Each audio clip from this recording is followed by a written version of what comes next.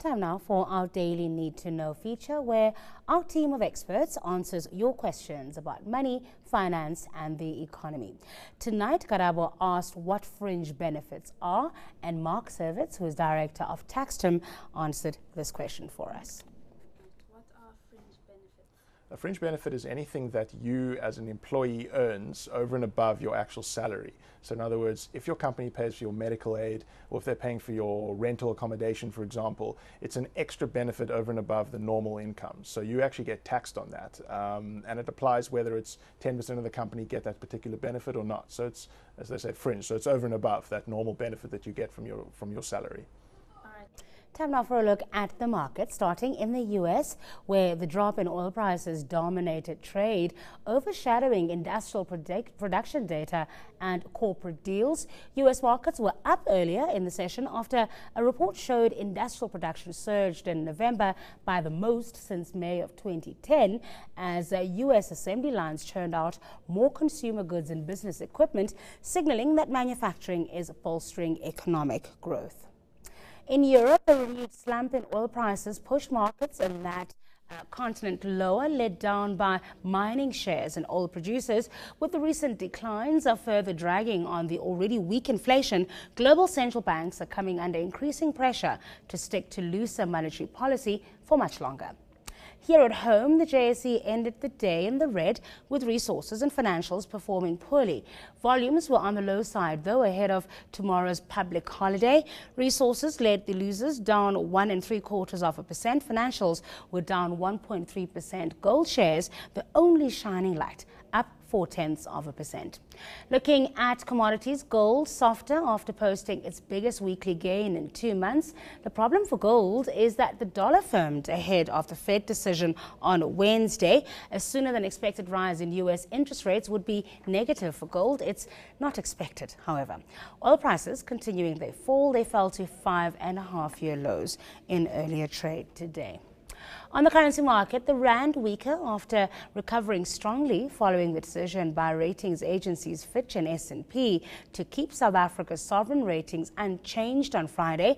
Unfortunately for the rand, the dollar continues to gain strength against the euro ahead of Wednesday's rates decision by the U.S. Federal Reserve.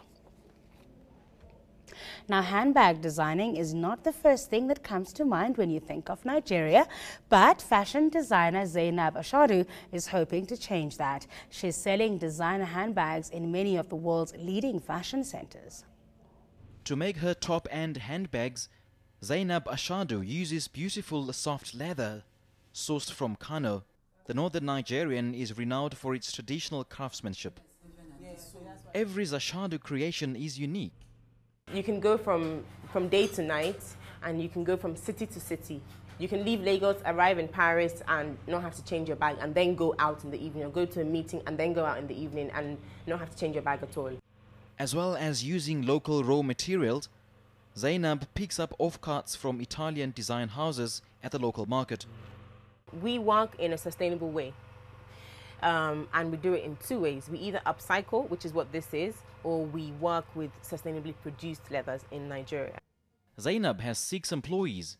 They make between 200 and 300 bags a year. But running a business in Lagos is not easy.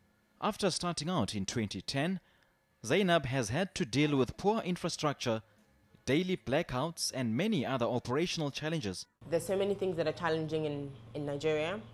I wouldn't discourage anybody from starting their own business or from doing bags or anything they wanted to do, but you have to be very tough-skinned. You have to be completely dedicated to what you're doing and really have a passion for it. As expected of designer items, Ashadu's bags do not come cheap. A goat leather pouch will set you back about $300. A python bag about $1,600. But the customers are happy to pay for the originality. I like the fact that they're made by Nigerian in Nigeria. They're quite expensive looking. They are expensive as well. Luxurious is probably what I should say. I like the fact that you don't find them everywhere. So not everybody will be carrying the same bag as you. Ashadu is slowly making her mark globally. Boutiques are selling her original designs in cities like Miami, Johannesburg, Paris and London. And that's it for today's edition of ENCA Moneyline. Remember, you can send us your comments or questions via email on moneyline@enca.com. You can also tweet us using the handle @ENCA News with the hashtag ENCA Moneyline. From me and the team, good night.